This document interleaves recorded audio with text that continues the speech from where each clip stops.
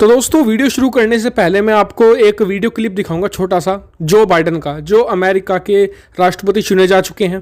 उन्होंने तुर्की के लिए जो कहा है, तुर्की के पैरों तले से भी और भारत में भी जो लोग तुर्की का समर्थन करते हैं उन सब के पैरों तले से जमीन खिसक जाएगी। देखिए पहले, फिर हम इस पर बात करते हैं।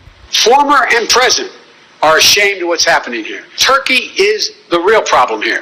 And I would be having a real lockdown conversation with Erdogan and letting him know that he's going to pay a heavy price for what he has done. Now, pay that price.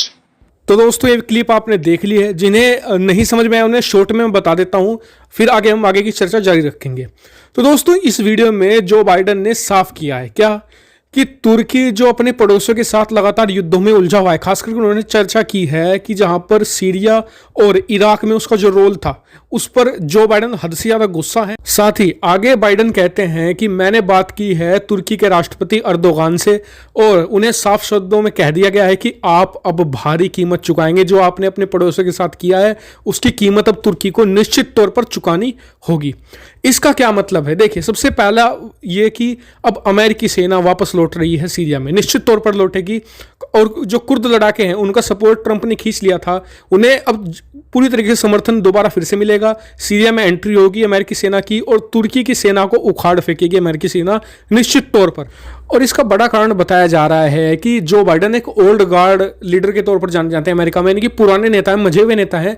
उन्हें पता है कि Donald Trump ने जो कदम उठाया था middle east से अपनी सेना बुलाने का, खासकर कि सीरिया से जो समर्थन वापस लिया गया था, वहां से सेना हटी थी, अमेरिकी सेना हटी, तुर्की की सेना एंट्री हुई, उन्होंने कुछ लड़ाकों को बुरी तरीके से मारना शुरू कर दिया। इससे पूरी दुनिया में अमेरिकी की सेना की प्रतिष्ठा पर दाग लगा है। तो ऐसे में यह दाग तभी धोया जा सकता है जब सेना वापस रिटर्न हो और भारी मात्रा में जाए और साथ ही कुर्दों को समर्थन मिलना शुरू हो और वो अमेरिका की मदद से जब तुर्की को सीरिया से उखाड़ फेंकेंगे कुर्द लड़ाके, तो फिर पूरी दुनिया में प्रतिष्ठा दोबारा से रिस्टोर होने की संभावना है अमेरिकी सेना की, कि वो धोखा नहीं देते हैं। क्योंकि अभी तक तो यही बन चुका है, खासकर के मिडिल ईस्ट की मैं बात करूं तो वहां पर यही बन चुका है एक परसेप्शन लोगों में कि अमेरिकी सेना तो धोखा देती है, वो साथ नहीं देती, जिससे कि आने वाले समय में जो मुस्लिम तानाशाह है जो गल्फ कंट्रीज में इनके खिलाफ अभियान छेड़ने में अमेरिका को बहुत मुश्किलें आएंगी अगर अपनी प्रतिष्ठा नहीं बचा पाता है अमेरिका। तो वहीं अर्दोगान को सबसे बड़ा खतरा तो यह है कि कहीं अमेरिका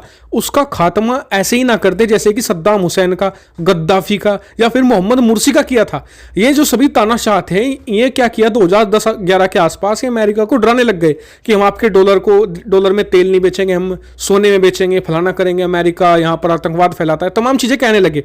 अमेरिका ने एक साथ अरब स्प्रिंग स्टार्ट करवाई, हर जगह विरोध प्रदर्शन स्टार्ट करवा दिए और फिर इनकी हालत आपको पता है कि कैसे हुई थी। कोई गटर में छुपकर मरा था, किसी को फांसी दे दी गई थी। अर्दोगान को असली खतरा यह है क्योंकि अमेरिका अपने पुराने रूप में लौट चुका है। जो अमेरिका से 6-7 साल पहले था उसी रूप में अमेरिका लौटा है और अमेरिका चाहता भी है कि उसे वही फिर से सॉलिड और तगड़ा सपोर्ट मिले जो उसे आज तक मिलता आया है मिडिल ईस्ट से, जो पिछले 4-5 सालों में नहीं मिला है।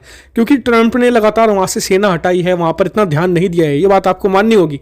लेकिन अब अमेरिका उसे कैसे कर सकता है? सबसे पहले तो अर्दोगान का बुरा हाल किया जाए। अर्दोगान की सत्ता से बेरुखी तो हो लेकिन बुरी तरीके से हो, ताकि जो मिडिल ईस्ट के बाकी जो लीडर्स हैं, जो बड़े तानाशाह हैं, उनके अंदर खौफ बैठ जाए अमेरिका का। दूसरा, कुर्दों को समर्थन दिया जाए ताकि वो एक तो पूरे जो मिडिल ईस्ट में अमेरिका का जो सपोर्ट हुआ करता था, जो आम जनता के बीच में अमेरिका को एक बहुत ही सपोर्टिव देश की तरह माना जाता था, वो फिर से माना जाए। और ट्रंप बहुत ही ओल्ड एक तरीके से पॉलिसी अपनाने वाले हैं, वही अमेरिका वाले जो उसकी पुरानी है, जिसकी वजह से अमेरिका को अंकल सैम कहा जाता है। तो इन सब बातों से एक बात तो सिद्ध होती है कि इस समय बाइडन के राष्ट्रपति बनने से सबसे ज्यादा कोई नेता थर-थर कांप रहा है तो वो है रजब तैयब अर्दोगान, तुर्की के राष्ट्रपति। क्योंकि उन्हें पता है कि वो अमेरिका के सामने टिक भी नहीं सकते।